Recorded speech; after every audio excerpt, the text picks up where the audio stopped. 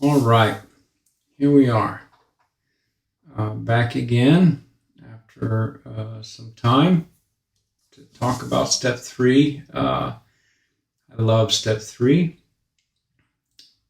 for a couple different reasons, but to begin with, step 3 made a decision to turn our will and our lives over to the care of God as we understood Him. Well, they were able to keep God out for only 2 steps. They hid Him completely for 1, let Him peek out a little bit in 2, and then here we are, step 3. God's just all up in it. So, as I said, this is by history a Christian program, but it doesn't have to be for Christians only. It can be for anyone. And this is the first indication of that when it put in as we understood Him. And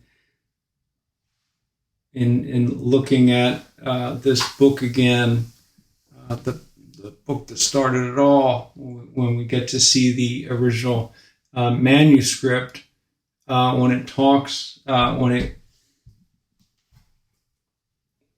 in the 3rd step, when Bill wrote it, he wrote it just as it, well, not just as it is, because he wrote it, made a decision to turn our will and our lives over to the care and direction of God as we understood Him. And the editors underline as we understood Him, put a question mark by it. And evidently wanted to ask some folks about that. And but then scribbled out the question mark because that stayed. And then they took out direction. So interesting. And then if we go into Bill's 3rd step, page 13 of the story, he says, "There I humbly offered myself to God as I then understood Him, to do with me as He would. I placed myself unreservedly under His care and direction. I admitted for the first time that of myself I was nothing, that without Him I was lost." So that was his 3rd step, and that's a pretty big 3rd step, and this is one person's understanding, one person's reading into it. But from my perspective, the 3rd step is not an action step. It is a preparation step. I think we are making a decision. We are not taking action. And that's why I have my drawing of the 3 little birds on the wire. 3 birds on a wire, and 2 of them make a decision to fly away. How many are left? 3. Because making a decision is just a decision. It doesn't require the action. The step asks us to make a decision. So, can I, with whatever in me, decide that what I'm doing is not working? Right? Did a little bit of that in step 2, that this insanity piece, that what I'm doing is not working, and that perhaps I can turn this to this God, higher power, whatever I understand. And that's all it's asking. Just a decision, no more. And a lot of people get tripped up on here for a bunch of different reasons. I believe several reasons. One, I think they look at what's next, which is the 4th step. And they say, well, let me sit on this for a while. Let me really get a clear understanding of what the third step is. I also do believe that there's some language in the third step that is confusing. What does will mean? What does life mean? How do I know what my will, my life is? The best explanation for that I found is that our will, that's our thoughts, and our life is everything that's happened up till now. So, can I turn the way I think and everything that's happened over to the care of God as I understand Him? Now, here's the next sticking point. Well, how well do I understand God? And this is, I think, another part where people really kind of stick and stay, where they're like, well, let me really get this understanding down pat before I move on. And the 12 and 12 talks about this a little bit when it comes to electricity. Like, so I hit a light switch, and a light just comes on. Now, in no way do I know what happens with that switch and that light. I just know that somehow that makes light. I couldn't explain it to you. I mean, I probably could, but it would just be all made up. Have magic and dust and fairies in it. My version of it. My fairies would be wearing boots. So, and I've explained it like this as well. So I have a car. I have a car. How wonderful is that?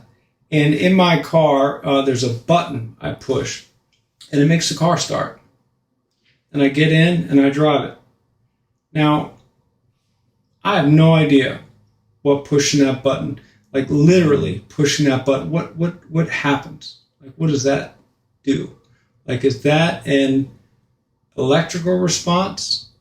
Probably, but where and to what? Maybe a starter, ignition switch. Okay, now what? And I'm sure someone can explain all this to me, but I don't know. And then, okay, now after that, what does that do? Is that, I'm sure the batteries, it has to come along real soon. And then it has to spin a motor, and then has to engage a fuel line. I need spark. I know I need spark. And so all this stuff happens, right? I don't know the manner in which it happens. I don't know the course or how much. I don't know the ratios, right? But that's never stopped me from getting in my car, pushing the button, and driving. Now, how about I step outside of my car and say, now look, I'm not going anywhere.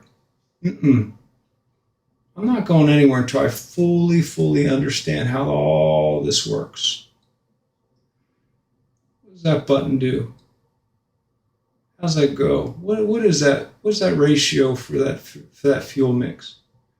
And what about that air intake? And how fast is that spinning? And I need to understand everything there is to know about this before I'll be able to drive this car. I was telling someone the other day when I was able, or even before I was able to drive legally, and I didn't know how to drive a manual transmission, but it didn't stop me from driving a manual transmission. I drove that Honda Civic hatchback way before I knew how to drive a Honda Civic hatchback, because that was freedom. So I do all kinds of things I don't understand, but they work. They work really well. My car works really well. It's fantastic. Gets me everywhere I want to be. But I put this different idea on God that, But let me understand everything there is to know about you before I put any kind of trust or faith in you. And turns out, God's also shown me many, many, many times that He's got me. He'll do exactly what I want, not want, Freud, exactly what I need at all times. Take care of me. Way better than I can take care of me. But every time, it's like, wait a minute, I don't know, I'm not sure. So I would just caution this idea of this full understanding. Faith can grow as you grow. Understanding can grow as you grow. This step is just making a decision. Do you believe that maybe a higher power can do a better job of this than you have? And then you're going to make good on that decision by working steps 4 through 9. This is a wonderful step because it allows us to let go. To let go of this bondage of self, this nonsense that we think we're in control, and man, do we just mess it up.